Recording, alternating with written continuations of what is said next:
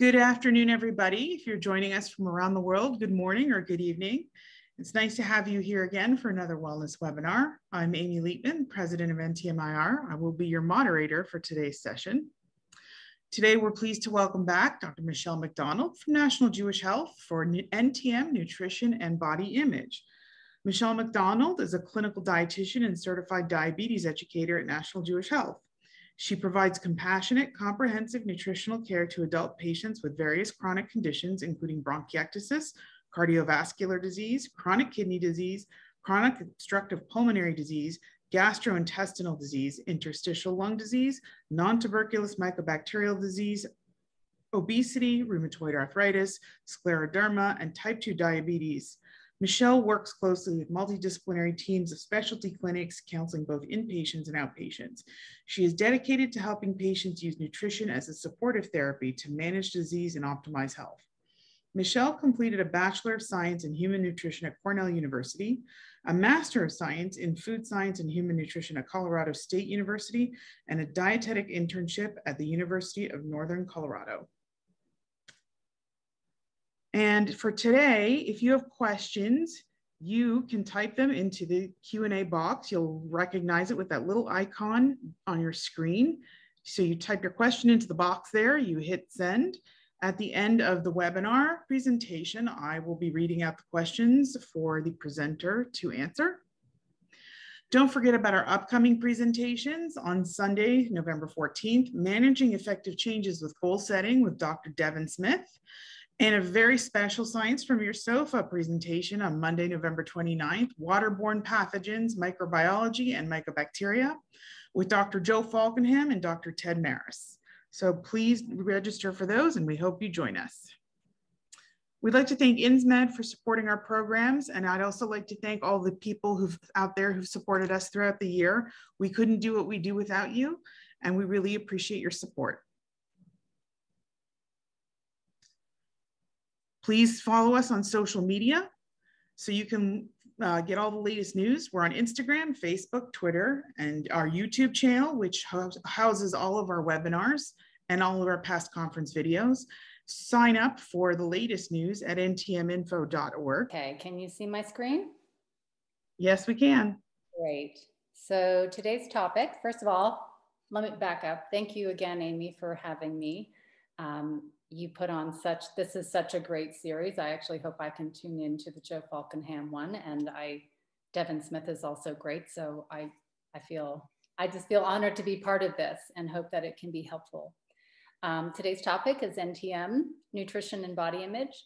And this is a sensitive topic, one that I can't claim to be an expert in, but I have enough experience. And I've been working with the NTM population for so long that it's one that I felt like we couldn't ignore. So hopefully this is helpful, and we'll see if it generates some interesting discussion as well.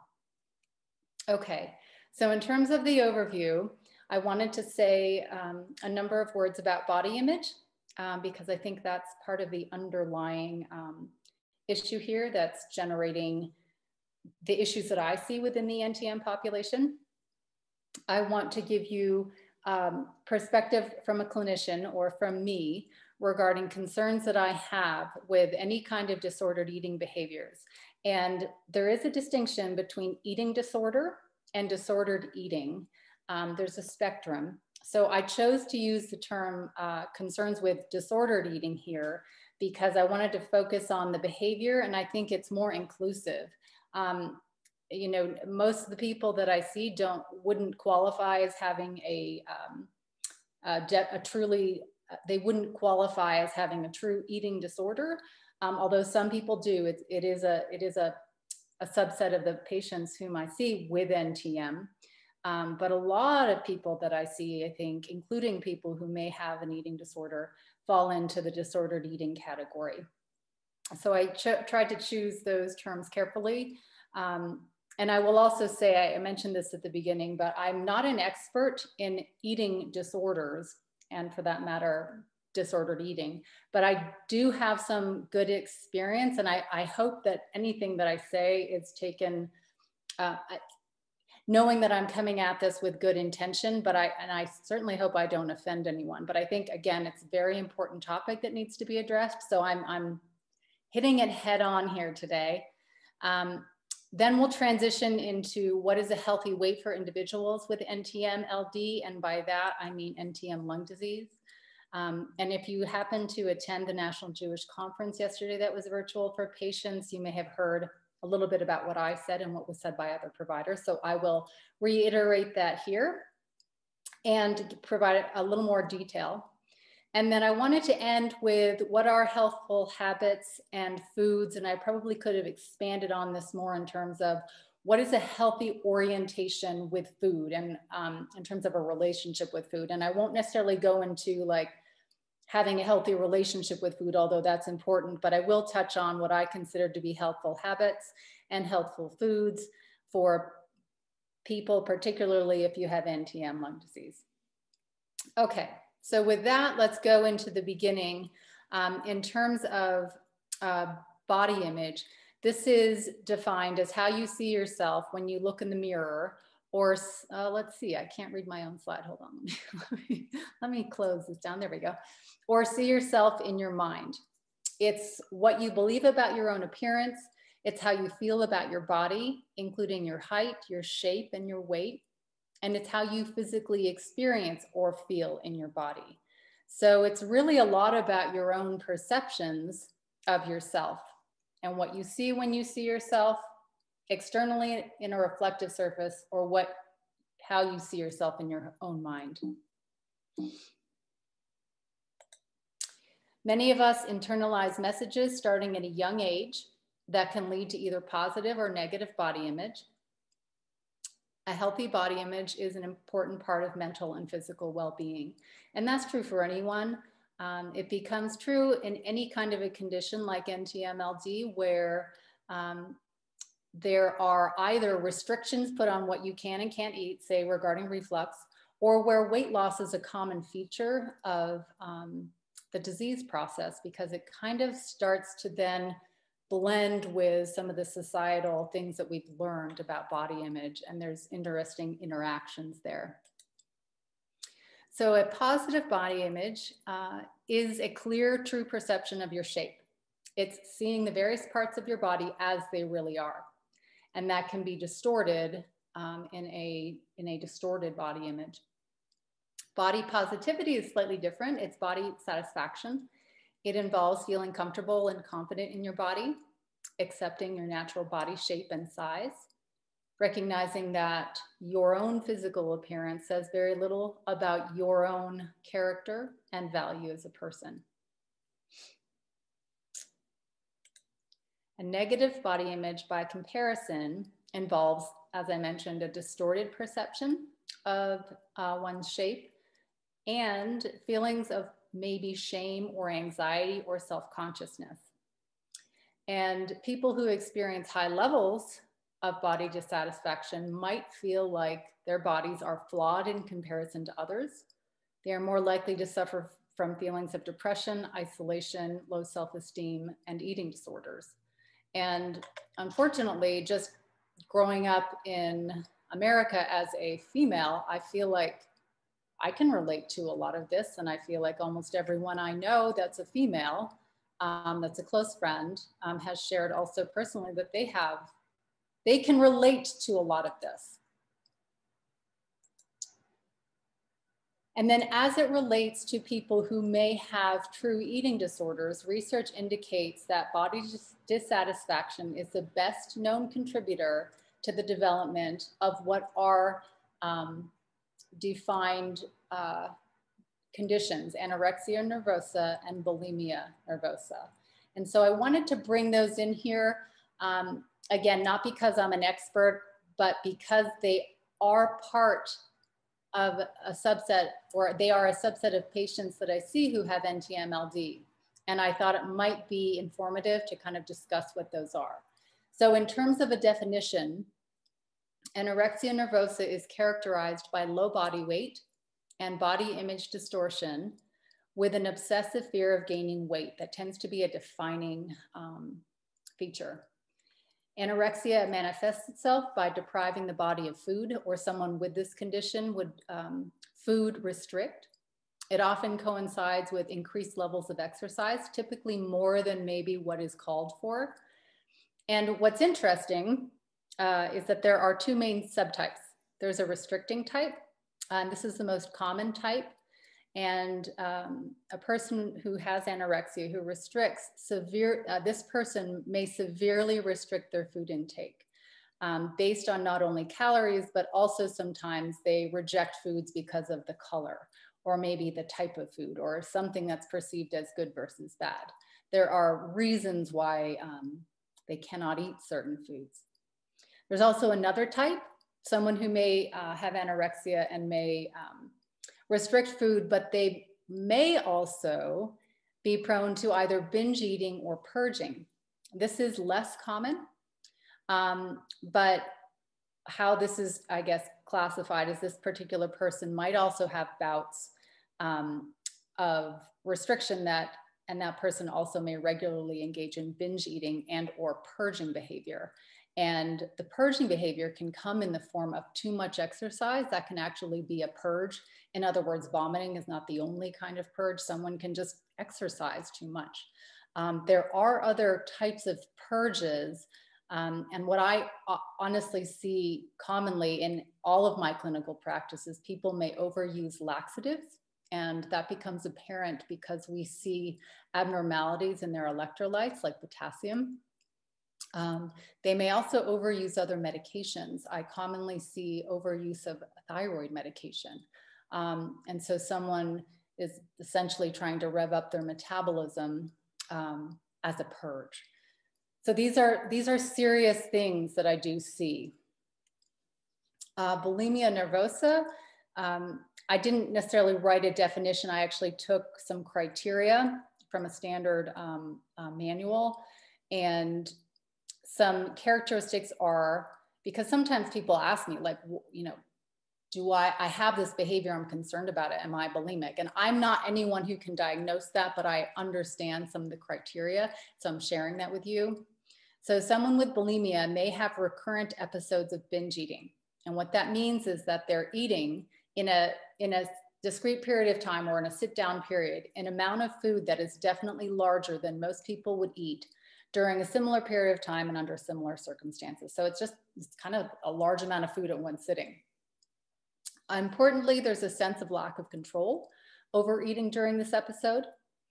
And what you'll see then as a result of this behavior is kind of an inappropriate compensatory behavior to prevent waking.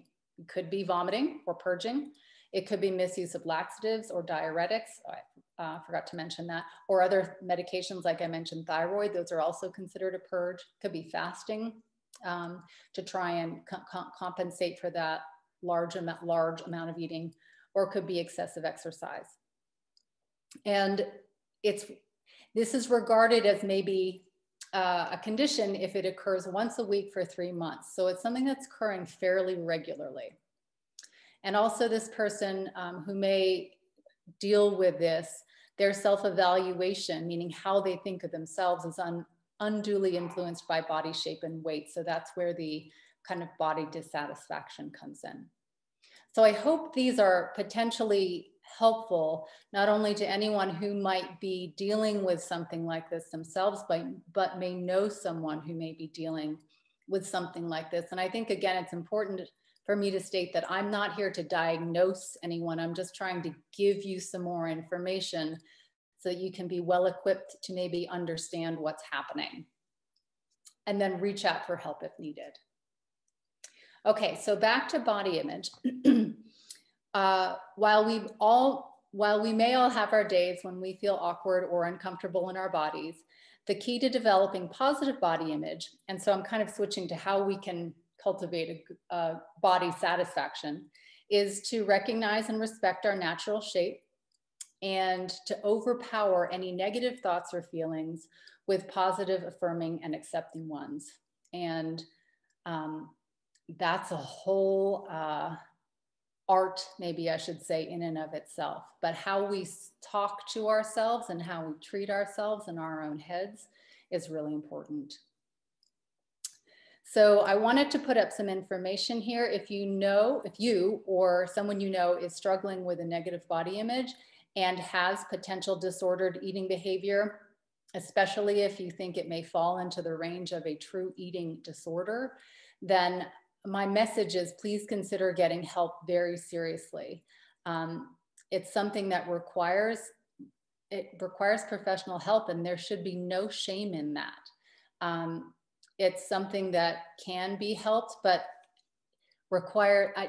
from my experience, it requires way more than just someone with a nutrition degree. It requires someone who can really help someone with their mental health too. And a dietitian can be supportive, but it's really outside of my scope to be taking the lead with someone like this. But I see this often enough that what I always want to say is please consider getting help, even if it means just reaching out to get more information. That could just be the first step. And I often send people to it's the Eating Disorder Foundation, or now they're the National Eating Disorder Association, for help. I put their helpline here. They have an online chat. They have a text for a crisis. They have a great website, and I put that on here too. I took some information from their website.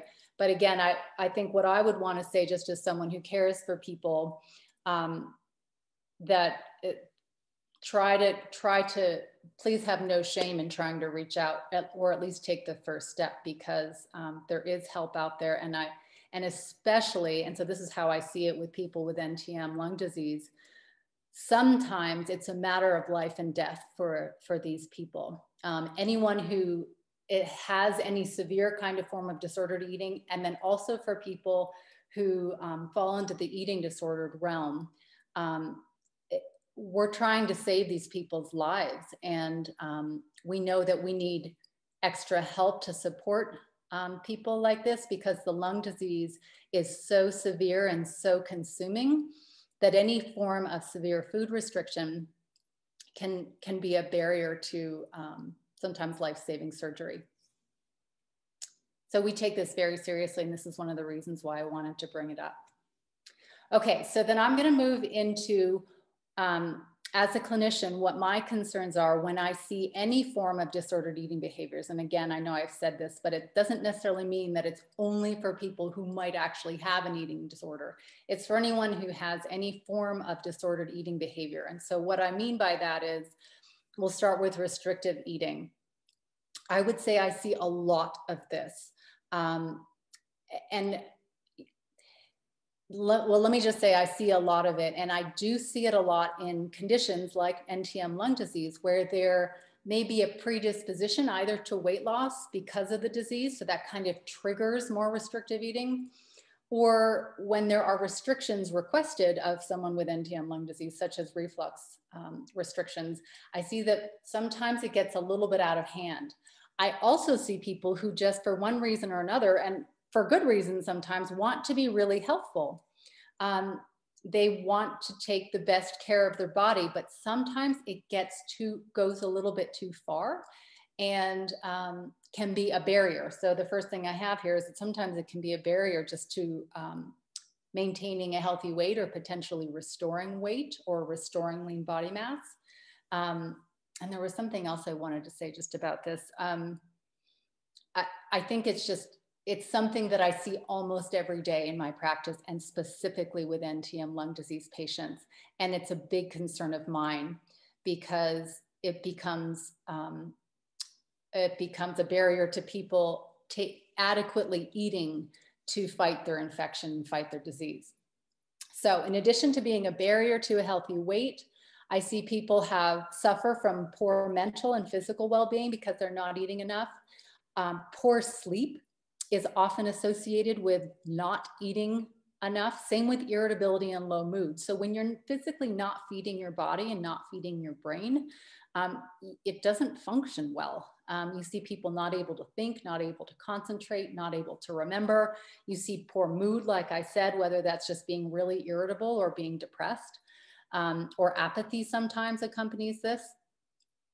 But those are all significant in and of themselves. But then as a clinician, I'm really concerned about the fact that if you're restricting too much, you're depriving your immune system and your immune cells from the much needed nutrients that it needs to function and to fight the infection. And that's really the bottom line. And it's a huge concern. I also see a lot of people who really, we really want to be surgical candidates because it's really important to manage their disease in order to potentially do some surgery, which in some cases can be life-saving. And if you're restricting your eating too much and therefore cannot maintain a healthy weight to be considered a surgical candidate who will perform well through surgery, then you may not be considered for surgery. So I don't see this as often, but I see it commonly. So even this past week, I had 2 patients in clinic who they both needed to get surgery to really change the course of their disease, or in one person's case, to save their life. And the restrictive eating is something that has to be acknowledged and worked around. Even if it's only for a short-term period of time to get someone to surgery. And I say that with patients who admit and are potentially also in therapy for anorexia. Sometimes what I've said to those patients is like, look, if you want to live, you may have to kind of somehow get this, your mental health under control so that you can be okay with restoring some healthy weight, just so you can get onto the surgical table and get through it and then recover to the point where you can be healthy again.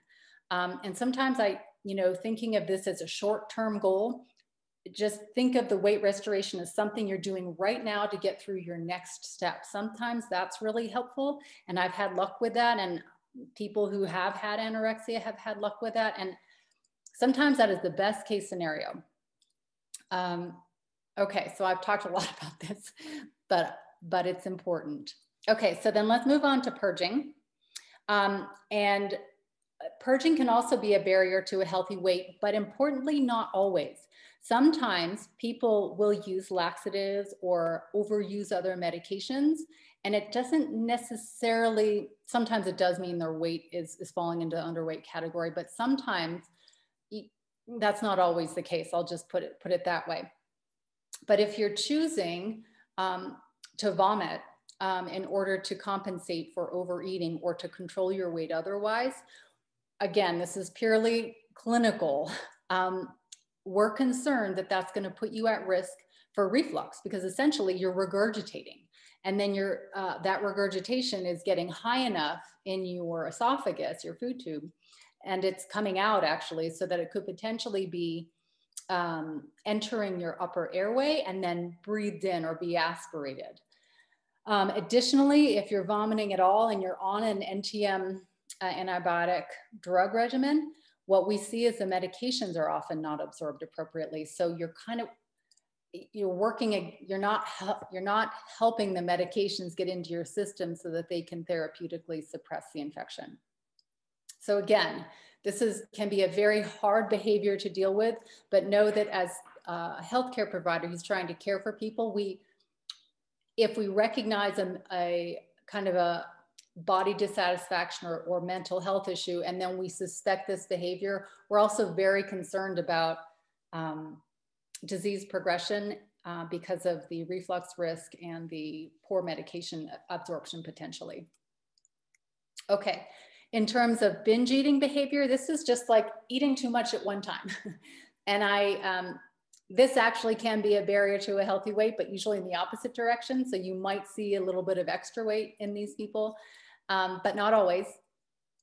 And essentially what I see a lot of is that people will not eat a whole lot in the morning or throughout the day, and then they start eating later in the afternoon or at night or in the evening, and then it just continues. And it's too much over too long period of time, and it's too late at night. And this could potentially be setting people up to reflux, which again can be inflammatory and or kind of promote infection.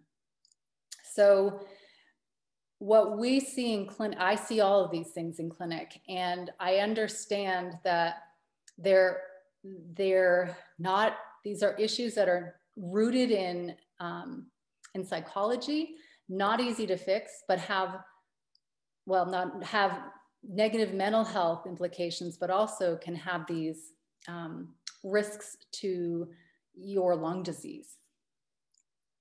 Okay, so that was potentially heavy, but I hope it just, my point was to kind of confront this issue. I did want to move on to what we consider to be a healthy weight in patients who have NTM lung disease. And I mentioned this yesterday at the conference, and you'll hear me mention it again in other talks if you kind of follow along. But currently, what we know from literature is that patients or people who have NTM lung disease, we really prefer your BMI, which is an acronym for body mass index, to be 18.5 or greater. I prefer your BMI to be closer to 21 or greater because there are other guidelines for other lung diseases like chronic obstructive pulmonary disease or COPD, which indicate that, or the literature in other lung diseases like COPD indicates that when the BMI is closer to 21, or actually what it is greater than 21, so it's not even equal to 21, it's greater than 21, that those particular individuals tend to live longer and their quality of life is better. So I like to err on the side of a little bit heavier. So when I see someone, certainly if their BMI is less than 18.5, then I'm definitely concerned. I prefer people who are even kind of in that borderline range to be a little bit closer to 21, if at all possible. And I try and negotiate to try and get people to be open to consider moving toward that weight. So what we know is that at a low BMI, which is less than 18.5, NTM lung disease is more likely to progress and have more severe outcomes.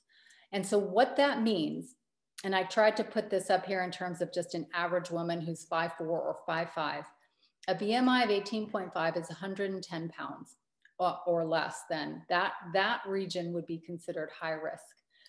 I still consider you high risk if you're even in that range. And honestly, most of the people that I see in the infectious disease clinic at National Jewish who have NTM, they're like between 110 and 100, maybe 116, maybe 120 pounds.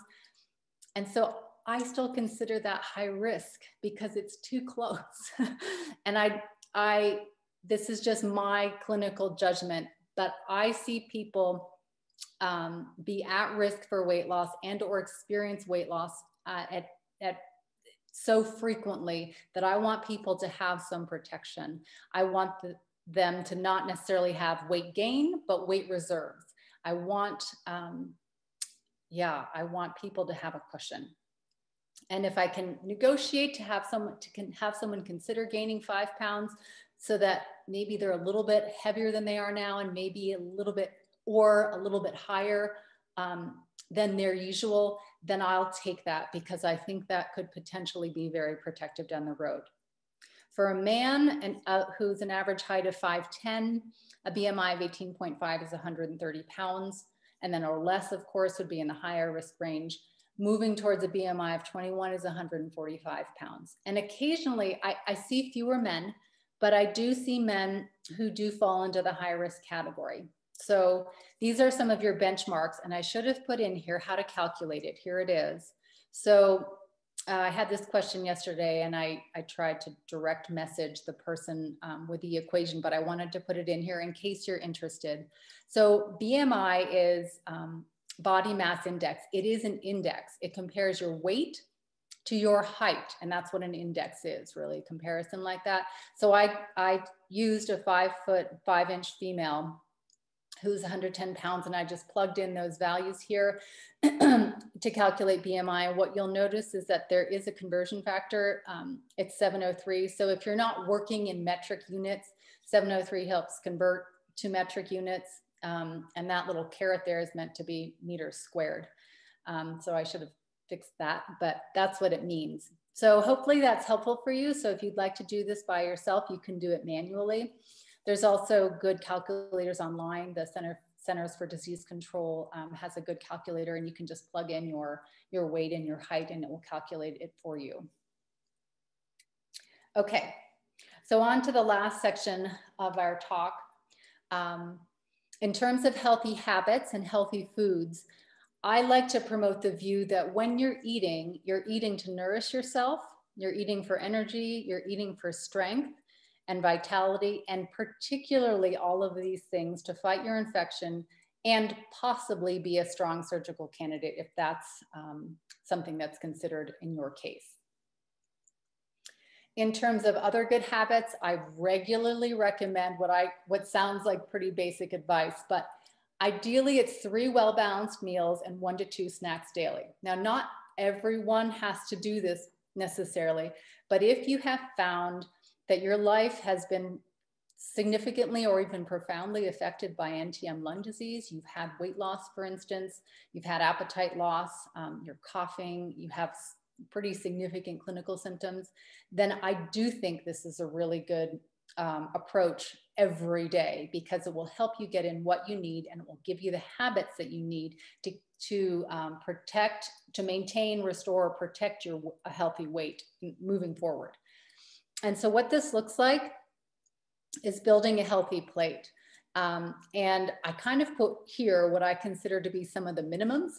But certainly if you can eat more, if any of your portion sizes want to be higher than this, I'm probably okay with that in this setting. So a healthy plate might be 3 or 4 ounces of chicken, fish, or meat. And 3 ounces is technically the size of an average smartphone or my hand. But that's my hand. I have a relatively small hand, but it's not too small. It's like a 1/4 pound. If you're doing eggs, I want 2. If you're doing dairy, and I'm thinking Greek yogurt in particular, we want like 3/4 cup. And then beans. And what I mean by that are like legumes. So it could be 3/4 cup at least, if you can digest the beans well. But we might be talking about refried beans like black beans or pinto beans, or chickpeas and hummus, or just like a white bean soup. I made a white chicken chili last week and there were white beans in there, or something similar. And then we want to have good, healthy grains and starches. So 2 slices of maybe a whole grain bread. That could be rye, it could be whole wheat. It could be multigrain, which isn't fully whole grain, but does contain some whole grains in them. If you're doing pasta, I want 1.5 to 2 cups, which I even sometimes think that is too small, but that's a good base.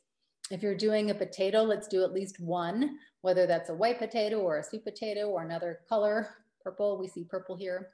And then if you're doing rice, approximately 1 cup, and that should say 1 cup, not cups. I think I had a plus there before, so I kind of meant if you wanted more, that was okay.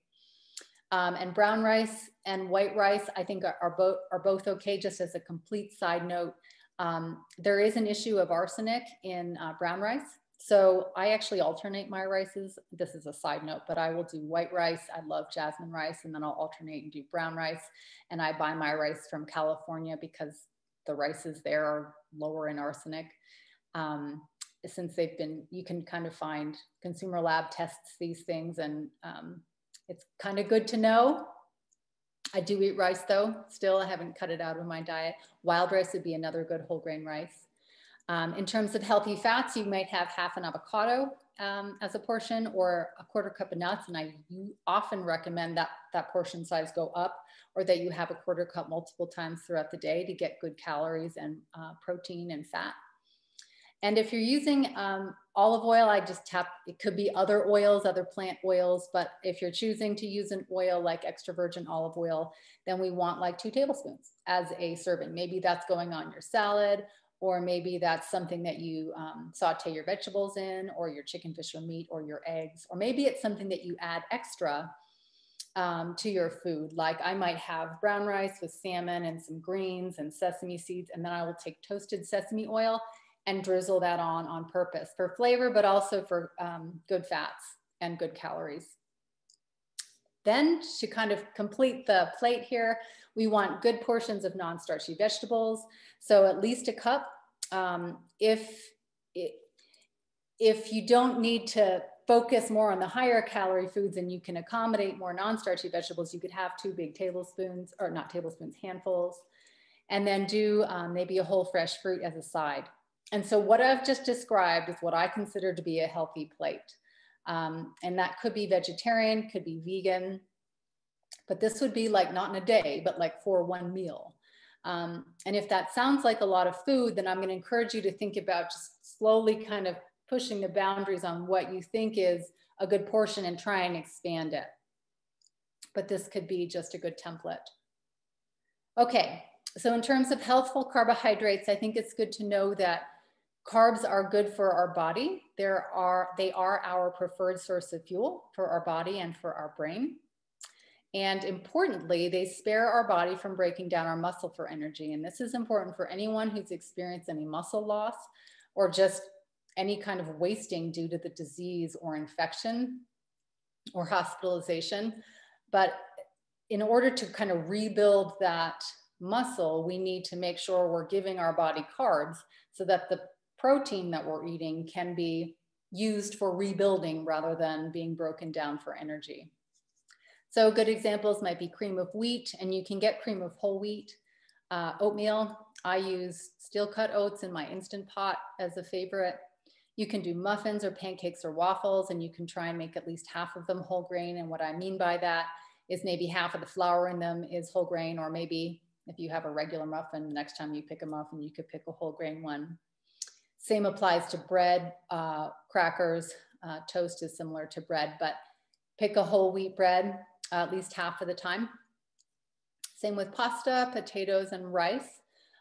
You can do a whole wheat pasta. Potatoes you can't really do whole. You can do sweet potato, purple potato, which will have more carotenoids. But I would argue that the potatoes in general are still good. And rice we've talked about. And I like to have these at each meal, or I recommend them at each meal. In terms of fats, they're good for us because they deliver fuel to our body in a way that our bodies can store. It's important to know that some fats are essential. That means we can't make them and we have to get them in our diet. Some fats also lower inflammation and promote a healthy immune response. So those are good. And particularly the immune response. I mean, I'm thinking in particular about the omega-3 fats. But there are, to my next point, fat helps us absorb fat-soluble vitamins, which are also very important for our immune system. So fat is good, particularly the fats that are more heart healthy. And so I've listed some of those here. Put avocados down, extra virgin olive oil and other plant oils that are liquid at room temperature, fish and seafood, nuts and seeds, or the nut and seed butters, which are their counterparts. There are others, but those are highlights. And then finally, protein. Protein's important because our body is constantly building protein up and then breaking it down. We're in a flux. And so eating protein helps our body maintain its balance because our body's breaking down protein, so we need to replace it. It's also the basis for our immune cells and our immune responders. So our immune system relies on protein as well as fats, as we've just discussed, and other nutrients that come in carbs as well. And what I see is when I see someone who's not eating maybe adequate protein, and your needs are higher when you have an infection, and I estimate your protein needs are about 30% higher if you have NTM lung disease and if you don't. My concern would be that if you're not getting enough protein, you may have a weakened immune system. So good sources would be beans or legumes. As I mentioned, think of your cannellini beans or your kidney beans or pinto beans or black beans, even split peas or lentils. All dairy is good, complete source of protein: cheese, milk, yogurt, if you're willing to include dairy in your diet. Eggs are actually the gold standard of protein. The USDA considers them the gold standard because they have such high amounts of the essential amino acids and they're super bioavailable. Chicken, fish, lean meat, and seafood are good, as well as nuts and seeds and nut and seed butters. I should note, though, that whole grains and vegetables are also important sources of protein and reliable sources of protein for the diet. Fruit doesn't have a lot of protein in it. So I generally don't consider fruit to be a significant source of protein, but virtually all other foods, and these would probably be the most concentrated sources that I listed here. But again, other plant sources are good, reliable sources of protein in the diet. Okay, so in summary then, my goal for the patients with whom I work and for people in general would be to cultivate body positivity. And heck, it's my own goal too. So it's important. Be aware of the risks associated with disordered eating behavior. Sometimes people are just in their head and trying to manage body image and don't realize that some of their behaviors have these other consequences that are serious. Get help as needed. Please try to put any shame aside. There's really no shame in being candid, being honest, and being accountable, and taking charge of your own health. Maintain a healthy weight. I would argue that in the case of NTM-LD, that's a BMI of 18.5 or greater, and preferably closer to 21.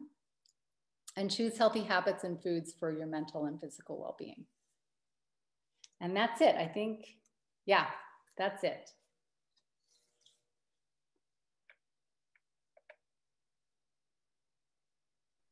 Thank you. All right, everybody, you can start dropping your questions in the Q&A. I'm going to kick it off with a couple of questions, and hopefully other people will chime in.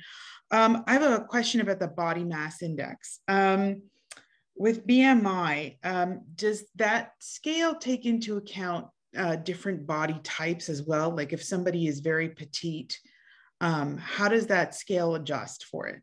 Yeah, so I think the standard clinical answer is that if you have a small frame, and maybe that's a little subjective, but if your skeleton in terms of width and or size is less than average, then you could probably take, there's like a 10% margin of error there. So you could probably argue that you have a little bit of leeway to be on the lower end. And honestly, that's probably, I think of that more in relation to ideal body weight than BMI, but it does translate into body weight.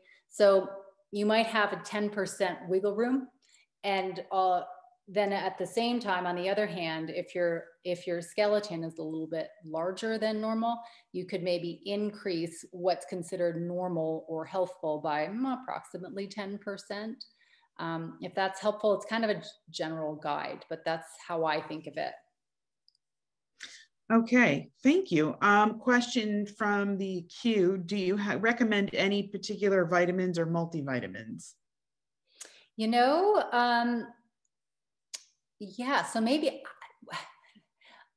we do have, our next talk is on supplementation. I was going to say, I think we have a presentation on that coming up. And so maybe I'll try and go into more depth, but as a general answer here, in the case of people who have NTM disease, I do think a multivitamin or a multi-mineral multivitamin is completely reasonable. And the reason I think that is your nutrient needs are likely higher when you're chronically or acutely fighting an infection. And so I think it becomes harder to meet your needs with diet.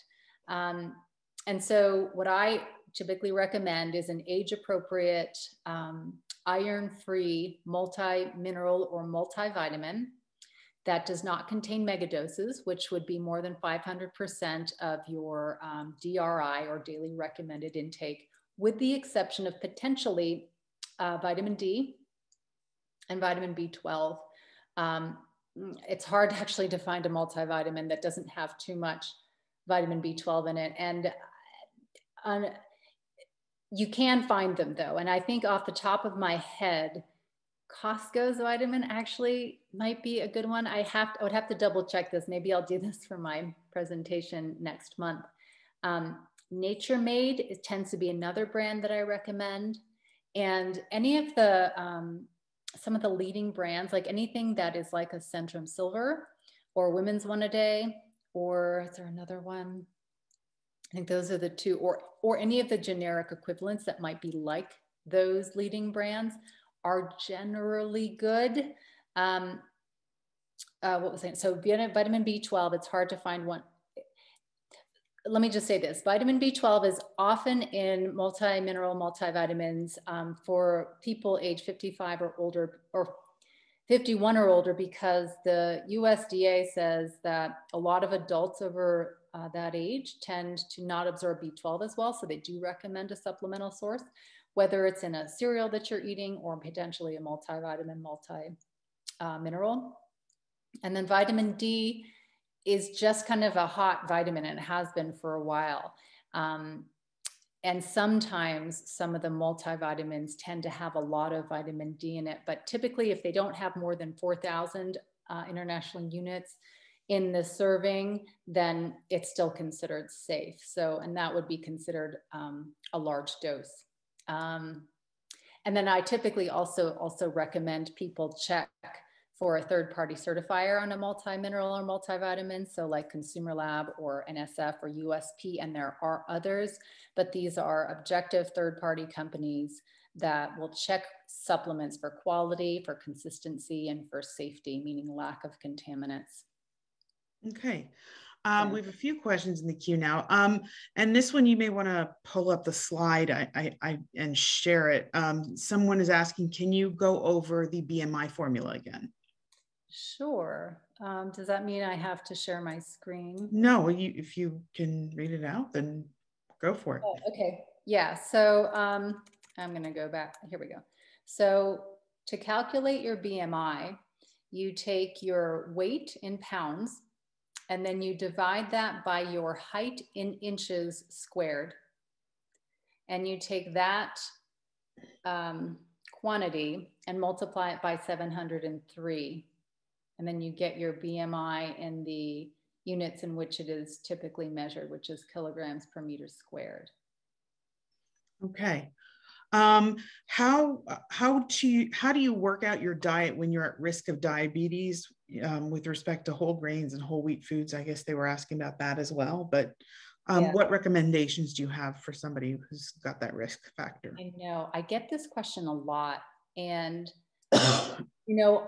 I always try and assess when I'm with someone who has prediabetes or diabetes, what their sugar control currently is with their current diet. And so I can't do that with, say, the individual that submitted that question right now, but I try and get a sense of if they're well controlled or not well controlled, to try and get a sense of how well the individual tolerates carbohydrates in general. I usually find a way, and usually there is a way, to incorporate healthful carbohydrates, so whole grain breads or pastas, as well as the other whole grains that I mentioned, whether that's oatmeal or barley or brown rice or wild rice. But even if it's not whole grain, usually you're able to incorporate moderate portions of those foods regularly throughout the day. So we're going to try and spread them out so you don't get a heavy load at any one particular meal. And most people, even people with more advanced diabetes, are usually able to tolerate at least 30 to 45 grams of carbohydrate, total carbohydrate, not added sugars, but total carbohydrates per meal, and sometimes more than that. So that gives you a budget to use, and it's good. So you can use that on your breads. 2 slices of bread might be 30 grams of carb, for instance. You can use it on your pasta. A cup of pasta is going to be closer to 45. But it's possible then, just to use this as an example to extend it, if you have that pasta with ground chicken meatballs and some salad on the side, and maybe you start eating the salad first, and then you dive into your pasta and start with the chicken meatballs and then slowly add in the pasta as you go, what you're going to find is that if you can moderate the portion of pasta that you start with, and maybe consider whole wheat if you're willing to do that, but moderate the portion to start with, and then eat the higher protein, higher fiber, or higher fat foods to start with at the beginning of your meal, and then work in the carbohydrates midway and then through toward the end of the meal. And what you're going to find is that carbohydrate is going to be absorbed essentially more slowly, because your body's going to be working through the greens that you ate in the salad and the chicken that's in your chicken meatballs. Or if you happen to be vegan or vegetarian, maybe it's the beans that you're working through. Your body's going to have to work through that before it can absorb the carbohydrate in that pasta or potato or rice or bread. And so that's my general advice. There is another kind of level to this, which is that if you are monitoring your blood sugars, and not everyone is, and if you don't need to monitor, that's a sign that you're probably pretty well controlled to begin with, and you don't need to be as worried about this or as restrictive. But if you are monitoring your carbohydrates, another kind of the next level would be to actually check your sugars before you start eating and 2 hours after you start eating that meal that has carbs, and see what the difference is. And you can thereby test your body's tolerance of the carbs that you're eating at that meal. And that's a little bit more nuanced of a discussion, but it's very real, and it's very much how I practice. Because if you eat 30 or 45 grams or more of carbohydrate at a meal and your blood sugars don't vary that much between before you're eating and after 2 hours after you start eating, then that's good evidence that you're tolerating that carbohydrate just fine in the portion that you ate it and in the order in which you ate it at that meal. Again, kind of toward the middle or the end of the meal. So that's a little bit of a higher level answer. I hope that was helpful, but that is how I practice. Okay, thank you. How can I find a good nutrition or dietitian coach who understands NTM? This person lives in Northern California. Yeah, so that's a great question. I personally don't know anyone in that area. There is an academy for nutrition and dietetics. They have a website. It's Eat Right, EATRIGHT, like it sounds, eatright.org. And you can find a dietitian there. The only downside there is that I'm doubting that you'll be able to find someone who knows NTM really well. So, but you could try. And I would ask specifically, because I think it's very hard to appreciate this condition unless you have worked with a lot of individuals, either in this situation or in a similar situation. And then the only thing I will throw out there is that I also see, I'd be happy to try and consult with you. That would be privately, it would be virtual, but not to shamelessly self-promote, but if I can help, and that's an arrangement that would work for you, then I would certainly be happy to try and help. Thank you. Also, just out of curiosity, if there are nutritionists who are used to working, for example, with patients who've gone through chemotherapy for cancer and have lost a lot of weight, do you think those nutritionists with that experience might be able to help these patients as well? You know, I mean, I'm gonna say yes, because I do want to have faith in dietitians and cancer. I've seen a lot of cancer patients too. It's a different set of issues in the sense that you see but they're similar. You see a lot of appetite loss. You see a lot of aversions that develop with the chemo, and you see a lot of wasting.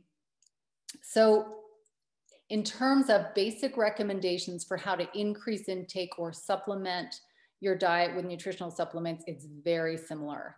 They may not be as familiar with, say, reflux precautions, if that's an issue, or just identifying where you are and what you need. But having said that, I think it would be a good starting point, particularly if you can find someone who's local and who's good and cares and wants to help. I think you probably could get some good mileage out of that.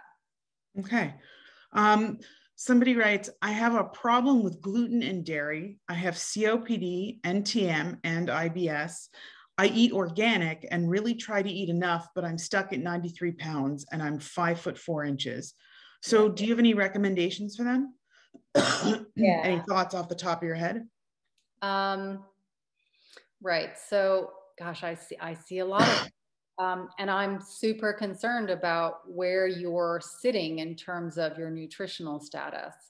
I mean, what I would try and do is I'd ask you, what are some of your safe foods? You know, I just lost the question here in the chat, but what I might try and find is what foods can you eat that you are okay with and are safe for you. I'd focus on high protein, higher fat foods. And then I would try and concentrate those more. I mean, I immediately think of nuts. I think you said no gluten, no dairy. What else was the other? Gosh, I can't. They have IBS, they have NTM, and they have COPD. Yeah, so that's hard, but you've got to find the foods that work for you, and then concentrate the higher calorie ones in your diet. Try and add fats to your food to the extent you can tolerate them. And you might be the perfect candidate for someone who needs to really rely on either high calorie, high protein shakes that you can blend in your own kitchen, or buying something in order to supplement your diet. You may, if you haven't already done that, you may need to consider that. Okay. It's hard, but yeah. Here's an interesting question. Drip bars are becoming popular. Do you recommend that NTM lung disease patients have those infusions? Ooh, what's a drip bar? Is that like a vitamin drip? Yeah, they have vitamin and other kinds of drips. I actually went online when I saw that question and I looked up at thedripbar.com. It looked interesting, but one of the things I will say is that they have at the bottom of their website an FDA required disclaimer for sites that do not endorse chemotherapy. This website is for educational purposes only, et cetera, et cetera. They have various vitamin infusions, it's IV infusions, and a couple of them are shots instead of infusions, injections. But there's energy, there's immunity, there's those kinds of things.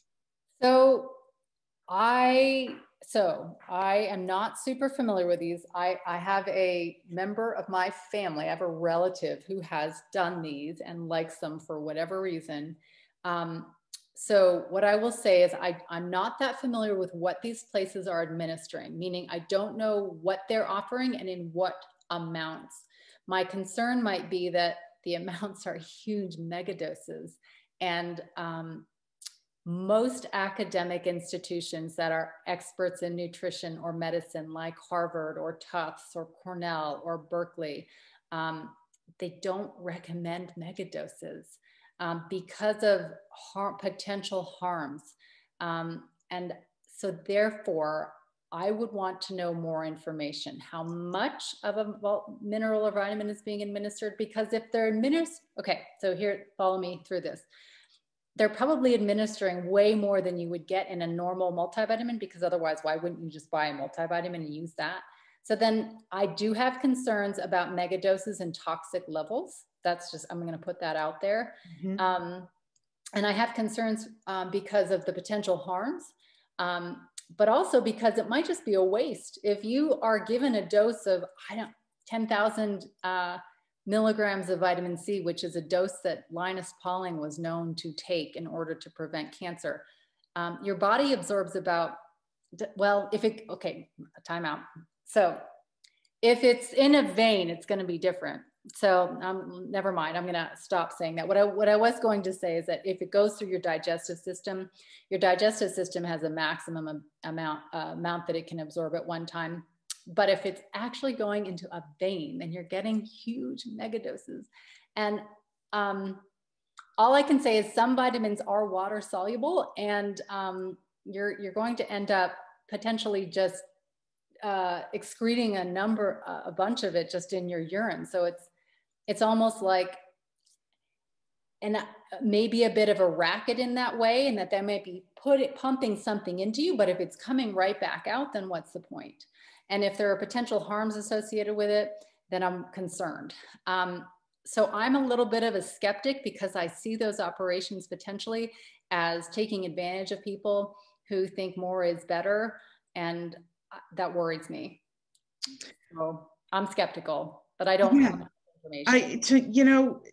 It sounds as though these drip bars have taken the concept that some of the major cancer centers have utilized, and they've decided to commercialize it on their own. I know that there are some major cancer centers, when they're treating patients with radiation or chemotherapy, they do actually give them IVs with electrolytes, with vitamins to help supplement, them, and to help counteract some of the effects. But it's being done under medical supervision, and it's being done, in quantities that they are looking at, and they're monitoring the blood work of these patients regularly, because these are patients at the cancer centers. So I would be a little concerned if somebody were to just walk into a drip bar and do this. Especially since our patients are themselves a lot of them are taking these significant, drugs that are, tough on your bodies. Yeah. I would say that, if you find that you're, concerned about vitamin or mineral depletion or electrolytes, that's a conversation you can have with your physician and talk about supplementation. But I'm not sure I would just walk into a place and get a drip or an injection. Yeah, I think that's a great answer, Amy. I do think it's probably something worth exploring, in the medical arena, but I wouldn't do it outside of the medical arena myself. Somebody's saying they are coming to National Jewish on November 15th and for a follow-up. And how do they get an appointment with you? So that's a good question. So if it's not already ordered, then I would request one. If you put in a request with the scheduler, I think the ID clinic has a new scheduler now. I think her name's Michelle also. And if there's not, so if you put in the request and there's not already an order, then they will come back to the nutrition department and say, can we schedule an appointment? And I'll do my best to accommodate. Okay. After having NTM for years and having little appetite leading to weight loss, one gets used to being pretty thin. Adding pounds then feels odd and somewhat uncomfortable. Clothes look funny. I feel as if I have a pot belly. I'm not opposed to weighing more in theory, but it feels odd and requires adjustment of self-image. So it's not resistance per se, but discomfort. Do you have any thoughts on that, or any practical tips for those people? I think experiencing that. Yeah. So thank you for that comment. It's nice to get a candid. It's always good to get candid, to have candid conversations, and I can imagine it's uncomfortable. So I'm going to relate there. I mean, as you get older, if you're used to being thin, and here I am telling you to put on some weight, it's probably not going to go exactly where you want it to go. And I guess my feeling is I would ask you to try and get a little bit comfortable with that discomfort and see it differently. See it as a protection, rather than kind of this odd part of you. See it as something that you're inviting in order to fortify yourself. And I don't know how helpful that is, but if you could change your thinking around that, because you will adjust. And another thought I had, so consider kind of working yourself through that transition of being comfortable where you are and trying to get comfortable with a few more pounds or whatever that might look like. The thought I had was, you can do it slowly too. And sometimes that slow transition makes it easier. And keep in mind, you're in control. I certainly can't force weight on you, but you can kind of take it.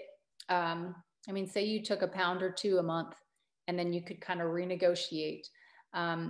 And the hope would be that over time, if you're healthy, you might also get some redistribution of that weight, and it might not just go straight to your abdomen and stay there, but that it might convert to some form of weight elsewhere on your body. Of course, that's only theoretical if you're able to be active enough maybe to engage that process. But I appreciate the honest response, and sometimes it's helpful insight. Yeah, sometimes I think you have to say this is more important than that, and make a choice. Okay. Yeah. Is chocolate in the afternoon a positive for more calories, or a negative as a potential reflux contributor? Yeah, good question. So how do I answer that? So I guess what I would always say is talk to your physician about how strictly you may need to be about following reflux precautions. And in general, we do know that chocolate is one of the foods that promotes lower pressures in your lower esophageal sphincter muscle, which means it's more likely to open, which makes it more likely for fluid or food from your stomach to come back up. So I always, when I'm talking to someone, I try and weigh the pros versus the cons.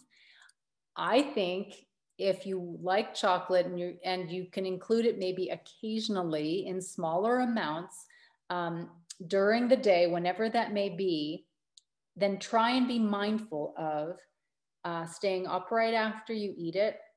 And maybe even, I mean, if you're going to sleep upright. Try and organize your body so that you're upright and you're not promoting reflux with any other behaviors or foods for that matter. So in general, I try and get people to moderate, but I'm not the physician and I'm not your physician, but I do try and find a way for people to incorporate some of these triggers in moderate amounts every now and then in order to promote a healthy weight. So I tend to maybe be a little bit lenient sometimes, but I'm going to defer also to having you have a conversation with your provider. And also I guess it depends on their experience. If they eat some of it in the afternoon and they don't end up with reflux because they've been awake during the day and while it's digesting, I guess then that answers the question for them. And it depends on the person. Yeah, except they may not feel the reflux. So that's the downside. There you go. But to your point, if it's not a personal trigger, in other words, you don't have symptoms with it, then that might be a plus in your favor, but it also could promote reflux that's silent or asymptomatic, which means we don't want to overdo it or combine it with other foods that might promote reflux. But I think it's unrealistic to expect that someone cuts out something entirely, especially if they enjoy it. And so I try and find a way to incorporate it that's smart. I'm going to skip ahead because it goes back to a question that was asked previously. Somebody's asking if they're planning a pregnancy and want to take prenatal vitamins, should they take iron-free ones? Their hemoglobin is 11, and their follow-up is that their obstetrician is not familiar with NTM and the effect of iron on NTM. Ooh, that's a good question. So I would be prone to having them take the prenatal with iron, but I would speak to my NTM physician about that. But iron is such an important mineral for that pre-pregnancy, pregnancy period that I think that potential benefit may outweigh the potential cost, especially because it's also a temporary administration. Okay. How do you balance your intake of vitamin C when you're restricting lemon, tomatoes, etc., due to reflux? So look into other foods that are high in vitamin C. There are other foods that are not the reflux triggers so there are non-reflux triggers that are high in vitamin C. What comes to mind are like red bell peppers, strawberries, all your berries for that matter, sweet potatoes, a lot of your other fruits and vegetables that are not reflux triggers are high in vitamin C. So your RDA for vitamin C is about 90 milligrams. I think it's 90, maybe 120 milligrams. Ooh, I need to double check that. I think it's around 90 milligrams a day for men and women.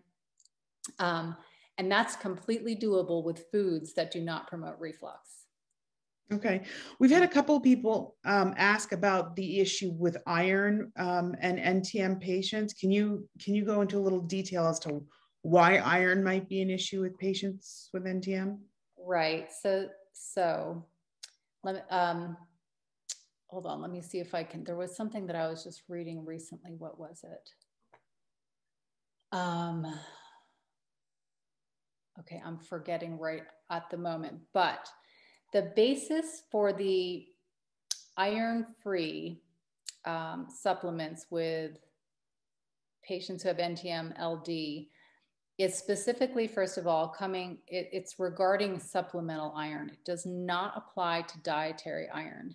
And the concept is, or what we're concerned about, is that supplemental iron that you take in supplemental form is rapidly absorbed. And we know that the mycobacteria in a test tube, their growth will be promoted if you give them minerals like iron and others, incidentally. And what I'm remembering was something from the recent National Jewish Conference for Providers, where they were talking about kind of growth of mycobacteria. And I made the connection again. It was another association where when you enrich in a laboratory setting, when you take mycobacteria and you enrich their environment with minerals such as iron, they tend to grow more.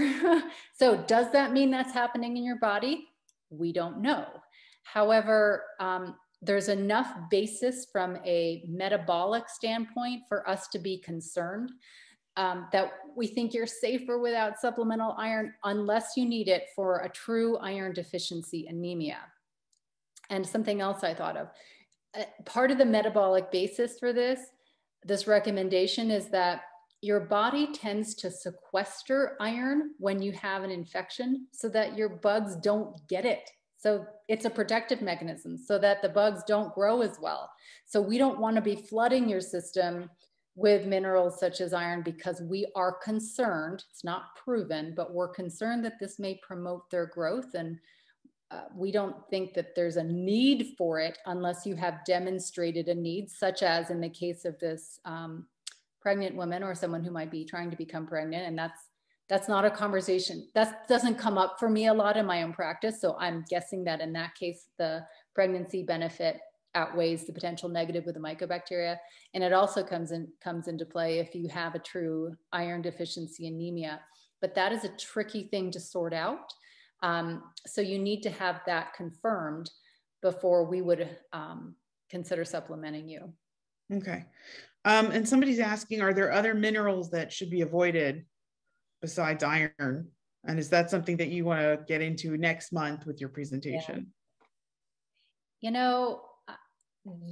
Yes, I'll try and get into it next month, but I think what I'm going to say is, just as a general good advice, is try not to take too much zinc. I brought this up yesterday in the National Jewish Conference, but a lot of people are taking too much zinc because of a COVID. They think, oh yes, they've heard that zinc is good for the immune system. So they're on 50 milligrams, which is too large of a dose. So I'm okay with supplemental minerals, as I mentioned, as long as you're not taking a megadose, which is more than 500% of a vitamin or mineral, potentially with the exception of vitamin B12 and vitamin D. And you're not exceeding the tolerable upper intake level that's recommended by our government because, for instance, in the case of zinc, the tolerable upper intake level per day is 40 milligrams because there are known adverse side effects from zinc, including a host of GI side effects, diarrhea, nausea, vomiting, as well as it can induce other mineral deficiencies, like copper is a common one. So you have to be careful when you're getting into the range of just overdoing it. We really weren't designed to take in these huge doses of vitamins and minerals or other supplements for that matter. Okay. Let's see, what do we have next? Oh, somebody's asking, what about IV drugs for osteoporosis? I think they're thinking of Boniva or Reclast. How does that work if you have NTM and bronchiectasis? So that's, I don't know. I know that that's I know there's an issue with osteoporosis drugs and NTM, and I don't know the specifics on that. I've recently heard this issue come up and I don't know the details. So I'm going to pass on that for right now. Okay. And let me make a note of that actually. Yeah, because this came up, Amy, Dr. Hewitt's talked about this. Actually, she talked about it in her GERD talk. And I meant to revisit that, but it came up again at the provider conference. And this is a relatively new issue for me that I was not aware of in the past. So I don't have the specifics, but I know it's something I've heard the physicians mention on more than one occasion. Okay. So we have a couple of GERD talks on our website, and I know the National Jewish ones will be up shortly, so hopefully those answers will be up there as well, and we'll try and get some additional information, hopefully from Gwen. Somebody is making just a comment on the drip bars. They'd like to see research by reliable resources before people do this or any other hyped medical treatment. I would tend to agree. Like I said, it sounds as though these drip bars are, at least this one that I saw in particular, is touting it as a substitute for cancer treatment. And I think that adjunct therapies have their place alongside Western medicine to help and complete that holistic treatment, that whole treatment of the patient. But I don't think we should jump right into, oh, this will do a better job. Right. And it's definitely with something like this, because of the medications you're on, it should be under medical supervision. A couple of people are asking how they can set up like a consultation with you. If they're, out of state, can they remote consult with you? Right. And what is the best, probably the best thing to do maybe would be just to share my email address, and maybe we could discuss that way. I'd be happy to try and set something up again if that arrangement, if that's for you. Sure. That's fine. Absolutely. I will answer those questions, and it's MacDonald@njhealth.org, correct? Yes. Okay. What are your thoughts on mucus producing foods, for example, dairy? Yeah, so my thoughts are, this is a question that's come up quite a bit since National Jewish is a respiratory hospital. And my understanding is the consensus within the pulmonary group is that there's not enough evidence to prove that dairy causes mucus production. Does that mean so we don't routinely tell our pulmonary patients, whether it's NTM, lung disease, or otherwise, to avoid dairy. Having said that, and here's what I tell people, and this is anecdotal from my practice. I've had fewer than probably 10 individuals in 10 years tell me that when they remove dairy from their diet, night and day, it changes their life. Probably fewer than 10, maybe even fewer than 5. Most people tell me it doesn't really make a difference. But in people who tell me it makes a dramatic difference, then I'm prone to believe them, because there is, based on what I've read, and that is limited, but there is some basis for how dairy might stimulate mucus-producing cells in your respiratory tract. There is some basis for that, meaning it's not unreasonable or some myth. I have read that. So the answer is, I don't really know what the truth is. However, I have met people, again, probably 5-ish, in all of my years, and this question comes up all the time, who say, when I took dairy out of my diet, everything changed for me. And I believe them. Everyone else will kind of hedge and say, I don't think it makes much of a difference. So in my experience, you have to go based on your own personal experience. I would encourage you not to take it out of your diet if it does not have a dramatic difference, make a dramatic difference in your symptoms or your life. And if you do take it out, try and find a substitute. There are a lot of good dairy-free products out there, and I'd encourage you to substitute something else so that you still get a nutrient-rich source of foods or beverages in your diet. Okay. Does decaf coffee need to be completely eliminated from the diet of someone with LPR? So I'm always going to defer to you having a discussion with your doctor. Sorry, the question was decaffeinated. Does decaf coffee need to be eliminated from the diet of someone with LPR? So it always depends on your own clinical situation and what situation you're in. If it's more severe and you need to be more strict, then maybe the answer is yes. But what I tend to try and moderate. So decaffeinated coffee will have a little bit of caffeine in it, less than regular, but still some caffeine. So you're still going to get, it still is a potential reflux trigger. I would argue that you probably would be okay if you drank a small cup of it, 6 ounces, maybe up to 2 over the course of the morning, but preferably like 1 cup. And then you took that coffee with foods that might absorb it. Maybe you have your oatmeal at breakfast, or pancakes or waffles or muffins or something grainy or starchy. And then you stayed upright after you had the coffee for, I don't know, anywhere from 1 to 3 hours. Whatever is relatively reasonable, and that you don't exercise immediately after it, or invert yourself, or bend over at your waist, etc. Try and support your, so use your lifestyle and other eating behaviors to support your choices if you're not going to follow the recommendations strictly. Okay. Somebody's asking, they were recently found to be anemic and they were given 5 iron infusions. Is that something they shouldn't have done? Sounds to me like you were really iron deficient anemic and you needed those infusions. And so I don't know exactly, because I don't know your exact situation, but if you did have a true iron deficiency and the infusions were required and then they ended up correcting the deficiency, then I think you're okay there. I think that was an appropriate thing to do.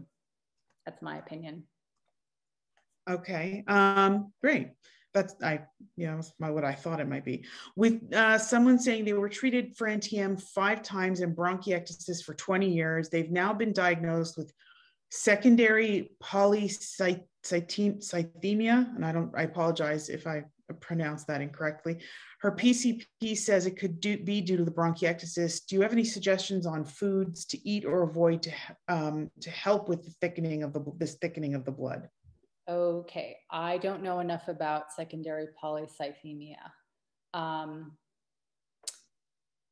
So yeah, I apologize, but I probably have to get some more information on that. You know, there are foods that, I think this is, I always try and do no harm. So I don't want to say something that might be potentially harmful. So unfortunately, I can't give a good answer.